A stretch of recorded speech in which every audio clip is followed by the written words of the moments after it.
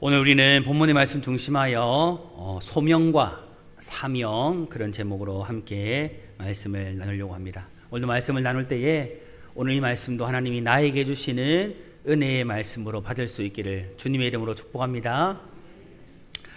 오늘 말씀과 연계되어진 말씀이 있는데요. 출애굽기 3장인데 출애굽기 3장의 말씀을 보면 하나님께서 광야에서 목자로 살아가던 모세를 부르시고 고통받는 이스라엘 백성들을 구원할 지도자로 세우시는 소명, 콜링이라고 말하죠. 콜링과 그리고 사명, 미션을 기록하고 있습니다. 이 말씀 속에는 기본적으로 두 가지의 메시지가 담겨져 있는데 어떤 메시지가 담겨져 있느냐면 첫째는 나의 정체성 발견입니다. 나의 정체성. 이런 부르심을 말하는 이 소명은요, 내가 누구인지를 깨닫는 과정입니다. 모세는 그의 나이 80세가 되었을 때에 비로소 하나님의 부름을 받았습니다. 세상의 눈으로 보면 여러분, 나이 80은 결코 젊은 나이가 아니지 않습니까? 어떻게 보면 나이든 노년, 늙은 나이인데 이 나이든 노년의 목자일지라도 여러분 기억할 것은 무엇이냐면 하나님의 부르심 안에서는 이 나이가 듦에도 관계없이 그는 위대한 사명자였다라는 겁니다. 하나님의 부르심 안에서 우리는 모두가 다 어떤 존재이냐면 위대한 사명자임을 이야기해주고 있는 겁니다. 그리고 두 번째 담겨져 있는 메시지는 무엇이냐면 과거를 넘어서는 부르심입니다. 하나님께서는요, 우리의 과거에 실수나 아니면 현재의 부족함에 매이지 않으시는 분이 바로 하나님입니다. 모세의 광야 생활과 과거의 실패조차도 하나님은요, 사명을 이루어가는 도구로 사용을 하셨습니다. 여러분, 우리 모두에게도 과거의 실수가 있고 현재의 부족함이 있습니다. 여러분, 이것은 저도 예외가 결코 아닙니다. 그럼에도 불구하고 하나님께서는요, 우리의 실수와 부족함까지 사용하셔서 하나님의 사명을 이루는 도구가 되게 하신다라는 겁니다.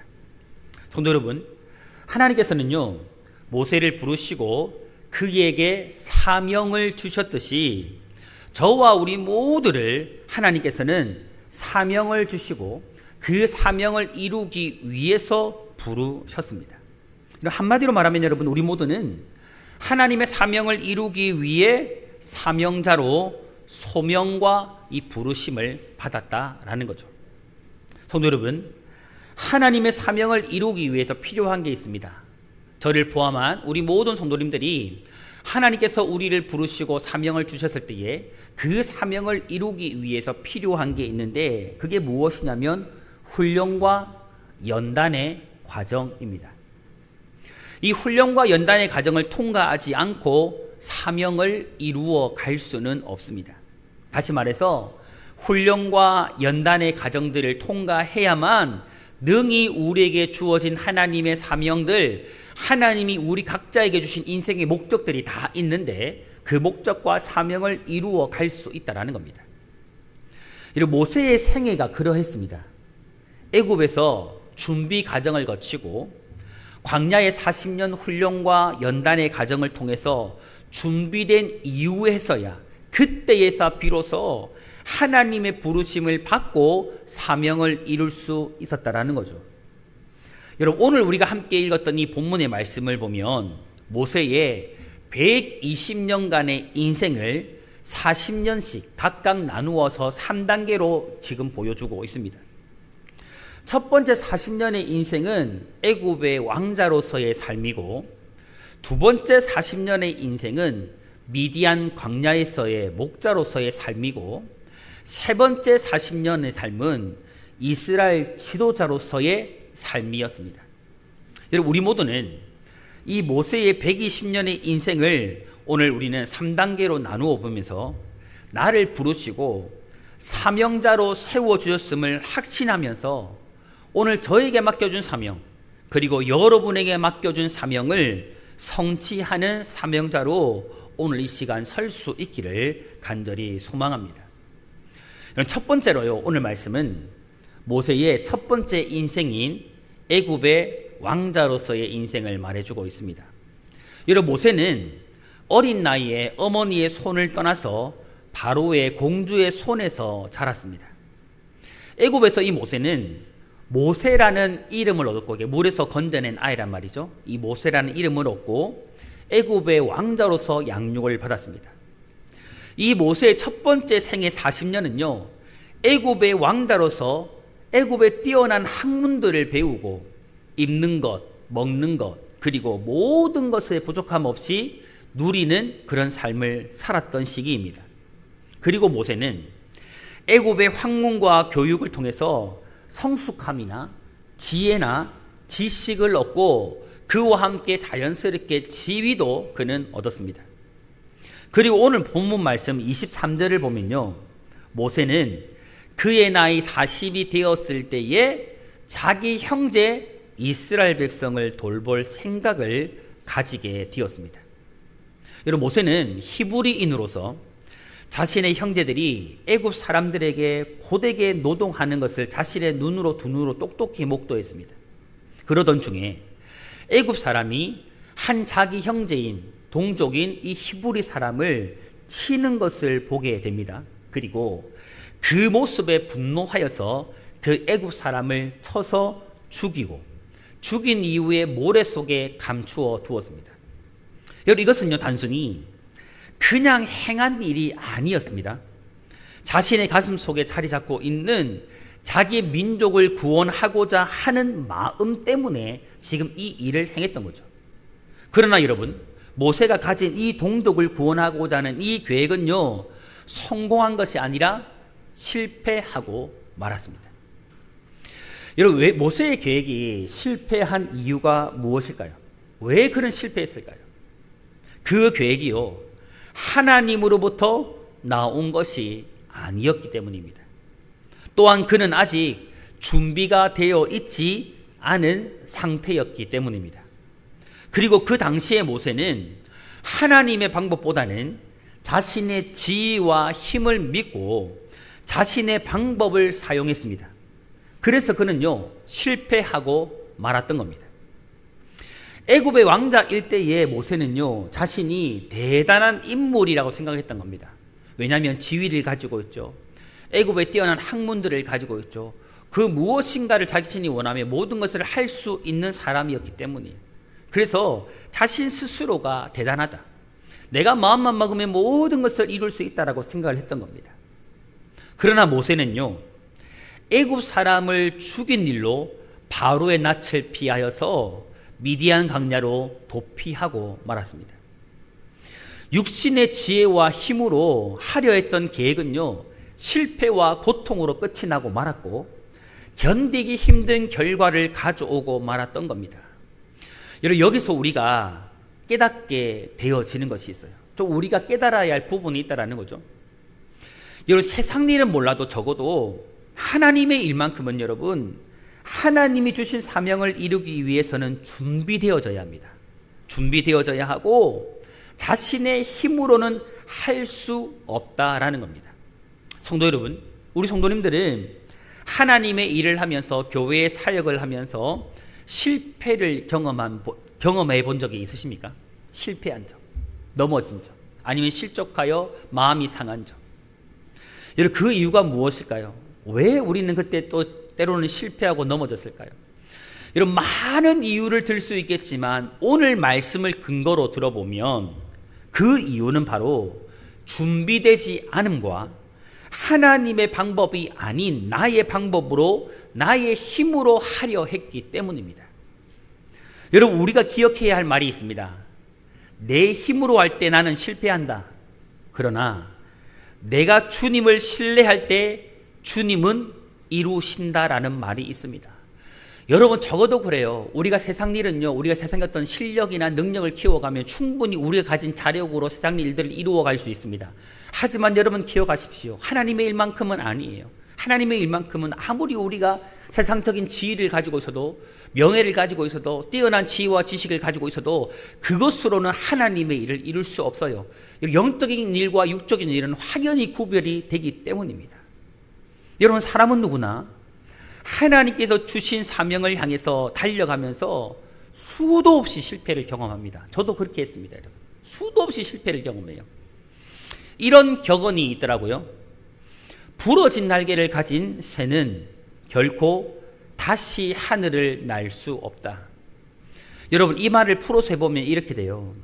실패한 인생은 다시 일어설 수 없다.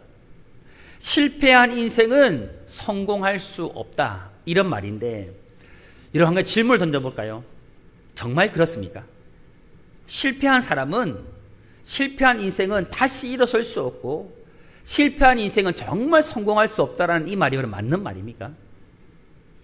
여러분, 부러진 날개를 가진 새가요, 다시 하늘을 날 수 없듯이 실패한 사람은 정말 다시 일어날 수 없을까?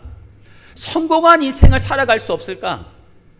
여러분, 이 말은요, 세상에서는 통용돼요. 세상적으로는 이 말이 맞아요. 그러나 여러분, 기억하십시오. 하나님 안에 있는 사람들, 하나님의 부르심을 받고 하나님의 사명을 가진 사람들에게는요, 적용되어지지 않는 말입니다. 적용되는 말이 아니에요. 여러분, 왜 그럴까요? 하나님이 주신 사명은 실패라는 연단과 실패라는 훈련의 과정들을 통해서 이루어지기 때문이에요. 그 과정이 모두에게 필요합니다. 성도 여러분, 우리가 분명히 기억할 것은 실패는요, 과정일 뿐이에요. 실패는 과정일 뿐 결코 끝이 아니라는 겁니다. 하나님은 부러진 날개를 가진 사람들을요, 사용하신다라는 것을 여러분 믿으시기를 바랍니다. 실패와 절망과 좌절을 경험해도 하나님은 오히려 그런 사람들을 사용하심을 여러분 믿으시기를 바라요. 여러분, 아브라함이 그랬거든요. 야곱이 그래 했거든요, 여러분. 우리가 정말 능력의 선지자라고 말하는 엘리야가 그랬거든요, 여러분. 요나도 그랬습니다, 여러분. 베드로가 그래야 하지 않았습니까, 여러분? 요한도 그랬어요. 그리고 오늘 본문에 등장하고 있는 모세까지 하나님께서 부러진 날개를 가진 그들의 실패한 그들의 인생을요, 사용하셨어요. 어떻게 해요? 위대하게. 사랑하는 성도 여러분, 오늘 여러분 가운데도 실패가 있을 겁니다. 나에게 넘어짐이 있고 좌절이 경험되어지고 하나님의 일을 하면서 수많은 실패를 경험했을 거예요. 여러분, 만일 그렇다 할지라도 여러분, 하나님께서는요, 부러진 날개를 가진 우리들을 사용하실 겁니다. 사용하세요. 실패라는 연단의 과정을요, 통해서 우리를 훈련시키시고 그 연단과 훈련의 시간을 통해서 여러분의 인생을 사용해 주실 것입니다. 여러분, 오늘 이 말씀 그대로 우리 모든 성도님들이 하나님으로 인하여서 실패의 자리에서 다시 일어나서 귀하게 쓰임받는 인생이 될 수 있음을 믿으시고 그렇게 쓰임받기를 주님의 이름으로 축복합니다. 두 번째는 여러분, 모세의 두 번째 인생은 광야에서 미디안 목자로서의 인생입니다. 여러분, 영적인 목적, 하나님이 주신 사명은요, 육신적인 방법으로 결코 성취될 수 없다라는 것을 깨달았던 이 모세는요, 바로에게 쫓겨나서 미디안 광야로 도망을 쳤습니다. 자기 중심적이고 자기 주도적인 인생을 살았던 이 모세는요, 광야를 통해서 하나님의 크신 은혜와 능력들을 경험하게 되어집니다. 그리고 그곳에서 하나님께서 훈련을 받게 되죠. 여러분, 본문 29절 보면 이제 애굽에서 벗어나서 광야를 만나게 되어진 모세를 보여줘요. 본문 29절을 보니까 모세가 이 말 때문에 도주하여 미디안 땅에서 나그네 되어 거기서 아들 둘을 낳으니라. 이제 모세는 미디안 광야에서의 삶을 시작하게 되어진 겁니다. 여러분, 이 광야는요, 이런 뜻이 있습니다.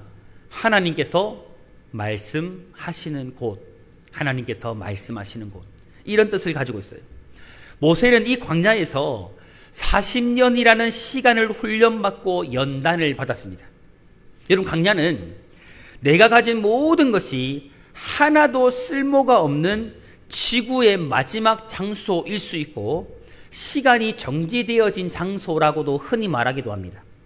이런 광야는 여러 가지의 역설적인 의미를 가지고 있는데 어떤 의미를 가지고 있느냐면, 한 가지는 광야는 죽음의 땅입니다. 그러기에 영적으로 살아있는 땅이라는 거예요. 또는 아무것도 광야는 없는 것입니다. 그래서 영적으로 많은 것이 있는 곳이 광야예요. 그리고 광야는 모든 것이 빈약한 곳입니다. 그렇기 때문에 영적으로 모든 것이 차고 넘치는 곳이 광야이고, 또 광야는 고독한 곳입니다. 그래서 하나님과의 친밀한 교제를 나눌 수 있는 곳이 어디냐? 바로 광야입니다.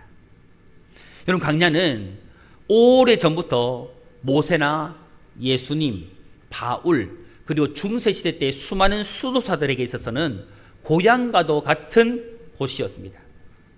황량한 광야는 여러분, 가장 충만한 은혜를 발견할 수 있는 곳이에요. 육적으로, 세상적으로 보면 모든 것이 사라진 것 같지만 여러분, 그곳에는 오히려 영적으로 충만한 은혜가 머무는 것이 어디냐? 광야라는 겁니다. 광야, 그곳은 여러분, 하나님과 단둘이 만날 수 있는 장소예요. 그리고 광야는 아무것도 없기 때문에 하나님이 그곳에 계시는 거예요. 여러분, 만약에 하나님께서 실패한 우리를 광야로 불러내신다라면 그 이유는 한 가지입니다. 그곳에서 하나님이 여러분과 독대하기를 원하시는 거예요. 그곳에서 하나님이 여러분을 더욱 깊이 있게 만나고 싶으신 겁니다. 여러분, 사막은요, 아무 소리를 들을 수가 없어요. 여러분, 아무것도 들을 수 없어요. 그렇기 때문에 여러분, 그 무엇보다 더 세밀하게 하나님의 음성을 들을 수가 있는 곳이 어디냐? 광야라는 겁니다. 이탈리아의 교수였던 카를로 카페토라는 사람이 있습니다. 이 사람이 이런 말을 했습니다. 그대가 만일 사막에 들어갈 수 없다라면 그대의 생활 가운데 사막을 만들어야 한다. 여러분, 왜 이런 말을 했을까요? 우리 삶에 광야가 필요한 거예요. 여러분, 우리 삶에 광야가 필요한 거예요. 이 말은 하나님의 사람들에게는 하나님을 깊이 만날 수 있는 광야가, 하나님의 음성을 더욱더 세밀하게 듣고 그 말씀에 귀를 기울일 수 있는 광야가 반드시 필요하다라는 거예요. 여러분, 아무것도 없고 사람도 없고 그래서 너무 힘들고 외롭고 고독한 광야이지만 그 광야는요, 오늘 우리 모든 성도들에게는 꼭 필요한 곳입니다. 여러분, 헨리 나우엔이 있습니다. 신부임의 작가인데요, 이 사람 이 부분에 대해서 이렇게 말했습니다. 그리스도인에게 고독은 단순히 숲이나 사막이나 산꼭대기에 숨어들어 은밀히 첩거하는 뜻이 아니라 오히려 하나님의 임재 가운데 감히 선다라는 뜻이다. 단순히 혼자 있는 시간을 확보하기 위해서가 아니라 하나님과 단둘이 있기 위해서이다. 또한 여러분, 루시 쇼라는 작가가 있는데요, 이 사람은 자신의 저서 물된 동상 같은 내 영혼이라는 책에서 또 이런 말을 했어요. 독특하게도 하나님은 당신의 사람들을 광야로 불러내신다. 그곳은 위대한 배움터이다. 우리가 자신의 인간적 능력을 포기하고 하나님을 향한 전면적 의탁을 배우는 곳이 바로 광야이다. 이런 말을 해요. 여러분, 아까 모세가 왜 실패했다고 했습니까? 자신의 힘과 능력으로 하려 했기 때문에. 그래서 하나님은 모세를 광야로 몰아내신 거예요. 그곳에서 뭐 하시려고요? 하나님과 독대하려고, 하나님의 깊은 음성을 듣게 하려고, 그리고 그곳에서 하나님만 전적으로 의탁하는 그 방법을 배우도록 하기 위해서 하나님은 광야로 이 모세를 불러내신 겁니다. 성도 여러분, 하나님은요, 자신의 방법으로 일하다가 실패한 인생들을요, 한결같이 불러내는 장소가 있는데 어디냐? 광야예요. 혼자 서 있는 것 같은 그 자리가 어디냐? 광야입니다. 아무런 사람들의 도움을 받을 수 없는 것이 어디냐? 광야입니다. 하나님이 그곳으로 우리를 불러내신다라면 거기에는 반드시 이유가 있는 거예요. 여러분, 이 광야는 고난과 어려움이 있는 상황입니다. 그리고 그곳에서 하나님과의 단둘만의 시간을 하나님은 가지기를 원하세요. 누구와요? 여러분과. 그리고 그곳에서 나의 힘, 자신의 힘이 아니라 하나님을 의지하는 법을 배우게 하시고, 그곳에서 정말 교만했던 내 삶과 내 생각과 내 마음과 모든 것들을 낮아지게 하시고, 하나님의 방법으로 일하는 법을 배워 알게 하시는 겁니다. 여러분, 우리가 한 번쯤은 들어보았을 신명기 8장 2절에 보면요, 이런 말씀이 나와요. 모세는 이스라엘 백성들을 향해서 이 말씀을 통해서 하나님께서 광야의 길을 걷게 하신 이유를 이스라엘 백성들에게 이야기를 해요. 그 말씀은 이렇게 기록되어졌습니다. 내 하나님 여호와께서 이 40년 동안에 내게 광야길을 걷게 하신 것을 기억하라.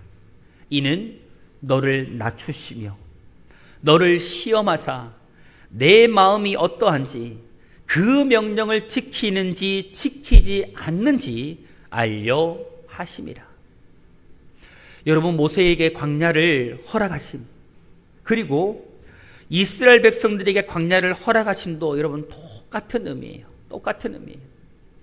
자신들의 생각과 방법들을 철저하게 내려놓고 낮아지게 하는 겁니다. 그리고 이제까지 자신의 방법과 힘으로 살아왔다라면 이제는 더 이상 그렇게 살아가는 게 아니고 하나님의 방법으로 그 명령을 따라서 살아가는 사람으로 변화시키는 것입니다. 모세는 이 40년의 광야 학교를 통해서 하나님의 사명을 감당할 수 있는 사람으로 변화되었습니다. 성도 여러분, 하나님이 주신 사명을 감당하는 사람이 되는 지름길이 있을까요? 하나님께서 귀하게 쓰시는 사람, 능력의 사람이 되는 지름길이 있을까요? 여러분, 없어요. 그런 지름길은 세상에 없어요. 여러분, 우리가 세상에서도 성공하기 위해서 여러분 지름길이 있습니까? 내가 목표한 바를 이루기 위한 지름길이 있습니까? 존재하지 않아요, 여러분. 내가 가지고 있는 꿈을 이루기 위해서도 여러분 수많은 여러분 연단의 과정이 필요하거든요. 준비의 과정이 필요하거든요. 훈련의 과정이 필요하거든요, 여러분. 마찬가지로 여러분, 하나님의 사명을 감당하는 일에도 그런 사람이 되는 것에도 지름길은 존재하지 않습니다. 반드시 훈련과 연단의 과정을 거치는 이 광야의 시간이 필요합니다. 오늘 본문 30절에요, 이런 말씀이 나오지 않습니까? 40년이 참에, 이 미디안 광야의 40년 시간을 말하죠. 40년이 참에 천사가 시내산 광야 가시나무 떨기 불꽃 가운데서 그에게 보이거늘. 여러분, 하나님은 모세에게 주어진 40년이라는 이 훈련의 시간이 다 채워지고 난 후에야 모세에게 나타나신 거예요. 여러분, 기다리는 것을 좋아하는 사람은 아무도 없습니다. 여러분, 세상에 어떻게 보면 여러분, 기다리는 것만큼 힘든 게 없어요. 분명히 하나님이 말씀하신 것은 있어요. 하나님의 뜻은 분명히 있어요. 근데 여러분, 그것을 하나님께서 내 삶 가운데 이루어 주시기까지 기다린다라는 거 여러분 결코 쉬운 일 아니에요. 기다리는 것, 인내하는 것만큼 정말 힘든 일이 없어요.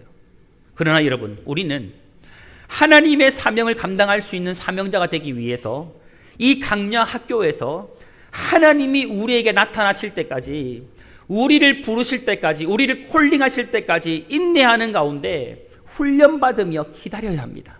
여러분, 힘들어도 그리 해야 돼요. 우리는 광야에서 불편을 참고 상황을 견디며 상상도 못할 일들을 받아들이고 수용해야 합니다. 성도 여러분, 이 세상에 거저 주어지는 것은 아무것도 없습니다.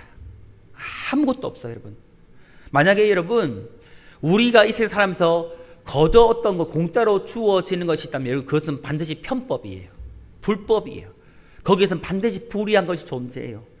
바르고 진리이고 합당한 것이요, 그냥 아무렇지 않게 거저 주어지는 것은 이 세상에 존재하지 않습니다, 여러분. 우리는 무엇인가를 얻기 위해서 반드시요 대가를 지불해야 돼요.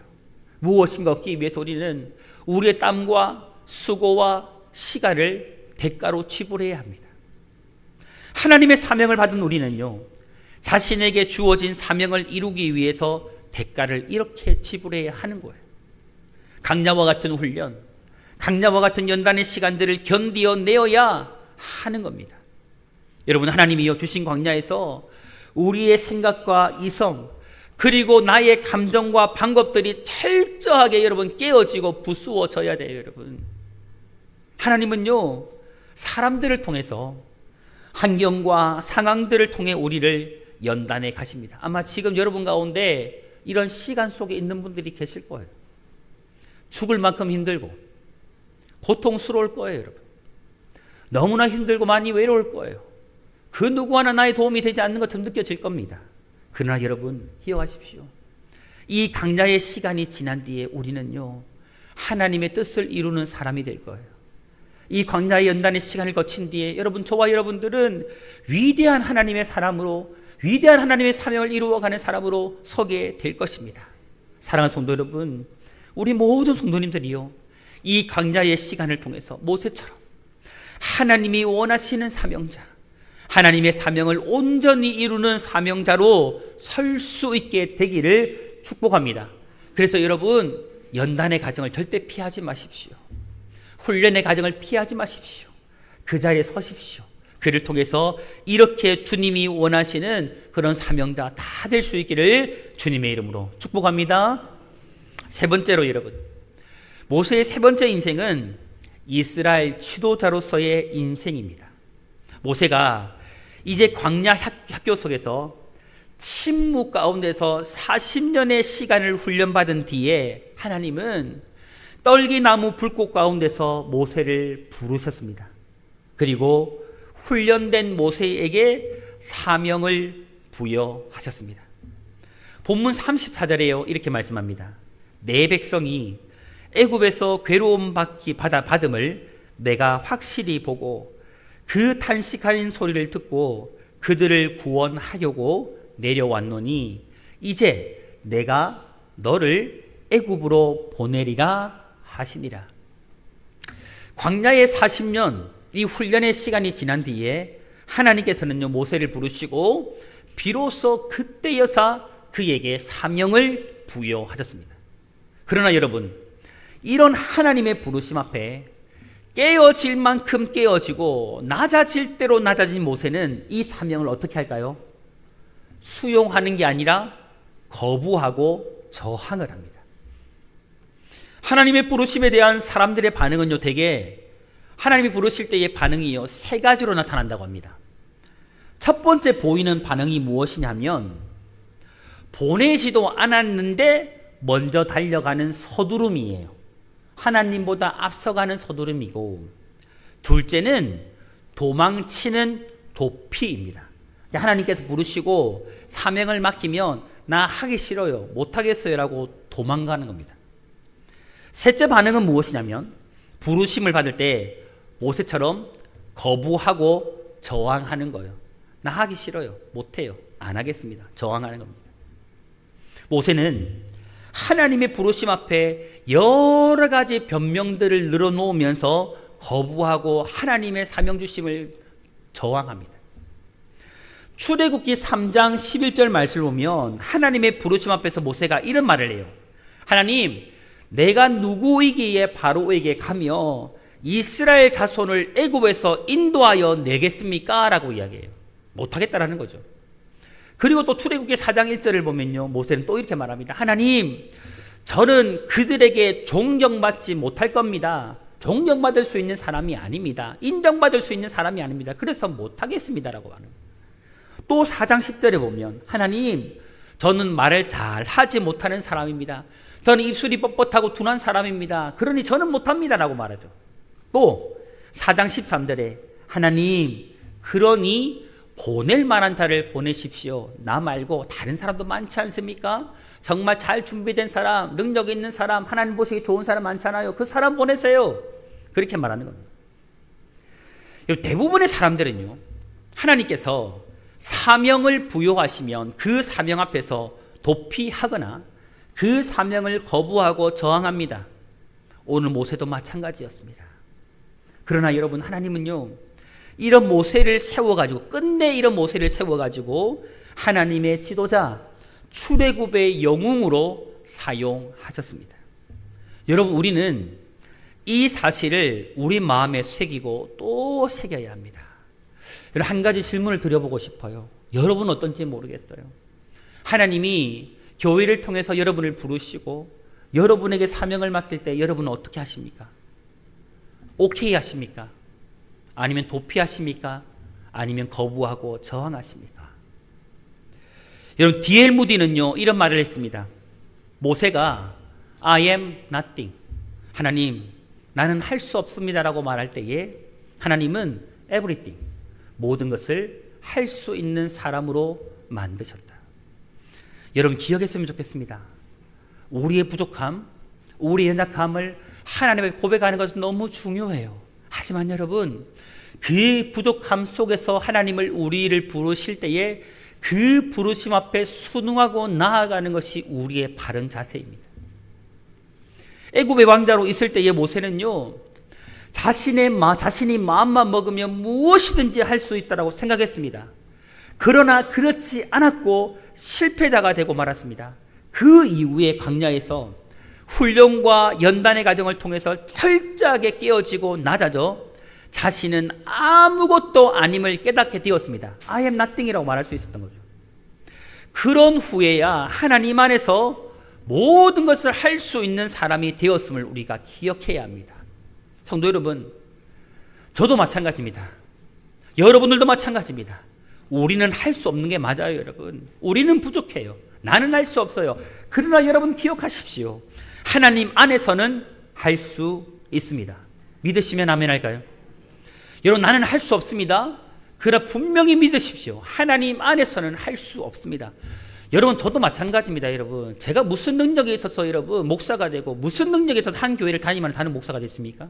여러분, 저에게 그런 능력 없어요. 여러분, 제가 이 자리에 설 수 있는 그냥 믿음으로 하나님을 의지할 뿐입니다. 여러분, 다 마찬가지입니다. 여러분, 여러분을 장로로 부르시고 권사로 부르시고 집사로 부르시고 각자의 사명과 위치를 맡기신 건 여러분, 우리가 그 자리에 믿음으로 서는 겁니다. 여러분, 그때 하나님, 나는 부족해요. 나는 할 수 없어요. 나는 연약합니다. 그러나 주님, 믿음으로 나아가겠습니다. 하나님의 능력으로 모든 것을 할 수 있음을 믿고 나아가겠습니다. 주여 역사하옵소서라고 이 믿음으로 나아갈 뿐이에요. 그래서 여러분, 빌립보서 4장 13절이 이런 말씀을 하는 거 아닙니까? 내게 능력 주시는 자 안에서 내가 모든 것을 뭐한다? 할 수 있느니라. 여러분, 이 말씀이 왜 있는 겁니까? 여러분, 이 말씀을 하나님께서 우리에게 왜 하시는 겁니까? 맞아요, 여러분. 나는 할 수 없어요. 하지만 내게 능력 주시는 자 하나님 안에서, 내게 능력 주시는 자 예수 그리스도 안에서 나는 모든 것을 할 수 있다라는 거예요. 너희는 모든 것을 할 수 있다라고 주님이 선포하는 겁니다. 모세 안에 능력의 근원이신 하나님이 함께 하실 때, 하나님이 주신 능력이 주어졌을 때 여러분, 모세는요 위대한 출애굽의 역사를 이루는 그런 사람이 되었습니다. 여러분, 우리에게도 하나님의 능력이 부어지면 우리는 하나님께서 주신 그 사명을 능히 이룰 수 있음을 믿으시기를 바랍니다. 사랑하는 성도 여러분, 저도 이런 고백을 해요. 하나님, 나는 할 수 없습니다. 나는 부족합니다. 여러분, 솔직히 제가 거짓말하지 않고 여러분, 제가 엎드릴 때마다 이런 고백을 많이 하거든요. 저는 강단에 설 때마다 부족함을 참 많이 느끼는 사람입니다. 더 위대한 설교자들이 많거든요. 더 능력 있는 사람 많거든요. 제가 늘 주님 앞에 고백할 수 있는 만큼 없어요. 여러분, 이것밖에 없어요. 하나님, 제가 늘 부족합니다. 정말 늘 연약합니다. 하나님, 그러기에 더 큰 능력 주십시오. 더 함께해 주옵소서. 더 큰 은혜 주옵소서. 저는 그런 고백하거든요. 여러분, 기억했으면 좋겠어요. 저와 여러분들은 이런 고백할 수밖에 없습니다. 그러나 내게 능력 주시는 자 안에서 우리는요, 나에게 주어진 사명들을 감당할 수 있음을 여러분 분명히 믿으시기를 바랍니다. 오늘 우리 모든 성도님들이요, 나를 부르시고 사명을 주신 하나님 안에서, 내게 능력 주시는 그 그리스도 안에서 나에게 주어진 사명들, 정말 다가오는 2026년도 새롭게 나에게 맡겨진 사명들을 능히 이루어 갈 수 있음을 믿고 믿음으로 모든 것들을 감당하는 성도님들 다 될 수 있기를 주님의 이름으로 축복합니다. 사랑하는 성도 여러분, 이런 말이 있습니다. 하나님 나라에는 쓰레기통이 없다. 여러분, 무슨 말일까요? 하나님은요, 우리의 인생을 쓰레기처럼 가치 없는 그런 인생으로 여기지 않으세요. 여러분, 여기 앉아서 예배하는 우리 사랑하는 성도님들 중에 여러분, 그런 분은 존재하지 않아요. 세상에 그런 사람은 없어요. 하나님이 부르신 하나님의 자녀들 중에 그런 사람은 존재하지 않음을 믿으시기를 바라요. 하나님은요, 우리 모두를 하나님의 나라와 거룩한 사명을 위해서 귀하게 사용하시고 귀하게 쓰시기 위해 부르셨습니다. 간절히 소망하기는요, 우리 모든 성도님들이 하나님께서 나를 사명자로 부르셨음을, 하나님 나라의 거룩한 사명을 이루어가는 사명자로 부르셨음을 여러분 믿으시기를 바랍니다. 그리고 나에게 하나님 나라의 사명을 주셨음 또한 믿으시기를 바랍니다. 그러므로 이제 우리 모든 성도님들은요, 나를 향한 부르심, 그 소명을 저항하며 거부하는 사람이 되지 마시기를 제가 주님의 이름으로 부탁을 드립니다. 겸손히 여러분, 주님 내가 여기 있습니다, 주님 나를 사용하여 주옵소서라는 그런 고백을 가지고 기꺼이 하나님의 사명을 위해 나의 삶을 드리고 헌신하는 사명자가 되시기를 축복합니다. 하나님께서 진정 우리에게 원하시는 것은 여러분 제사가 아님을 기억하십시오. 하나님이 정말 우리에게 원하시는 단순히 주일날 나와서 단순히 예배 드리는 거, 이거 원하는 게 아님을 기억하시기 바랍니다. 하나님이 정말 우리에게 원하시는 건 여러분 수많은 재물을 주 앞에 드리는 것이 아님을 여러분 기억하시길 바랍니다. 하나님이 정말 우리에게 원하시는 것은요, 순종입니다. 하나님의 부르심에 순종하는 겁니다. 하나님이 여러분이 주신 그 사명 앞에 순종하는 겁니다. 더 이상 저항하지 않고 더 거부하지 않고 나는 모르겠습니다라고 외면하는 것이 아니에요. 이제는 순종하는 것임을 잊지 마시기를 바랍니다. 이제 우리 모든 성도님들이요, 다시 하나님 나라의 부르심 앞에 순종하여 하나님 나라 그 위대한 사명들을 이루어 가시기를 소망합니다. 다시 한번 부탁드리기는 여러분, 제가 지난주에도 우리가 말씀을 나누었듯이 우리 부르신 자리에서라는 제목으로 말씀을 나누었듯이 여러분, 우리 교회는 동력자가 필요해요. 여러분 이제는 되어주세요. 이제는 더 이상 뒤로 물러나 있지 마세요. 여러분 진실로 여러분 이제는 순종하세요. 순종하세요. 목사의 말 앞에 순종하지 마시고 하나님의 부르심 앞에 순종하세요. 하나님께서 교회를 통해서 여러분에게 어떤 것을 말씀하시든 이제 아멘으로 순종하십시오. 그것이 여러분이 정말 하나님의 자녀임을 증명하는 거예요. 그게 정말 하나님이 여러분을 구원하시고 사랑하시는 사랑에 보답하는 길입니다. 간절히 소망합니다. 2026년도 다가오는 한 해에 우리 모든 성도님들이 정말 여러분들을 불러 세우신 그 자리에 그 여러분들 1인 1사에게 다 함께 참여하여 함께 주님 나라 섬겨가고 또 함께 주님 나라 이루어가고 거룩한 사명자로 쓰임받을 수 있기를 주님의 이름으로 축원합니다.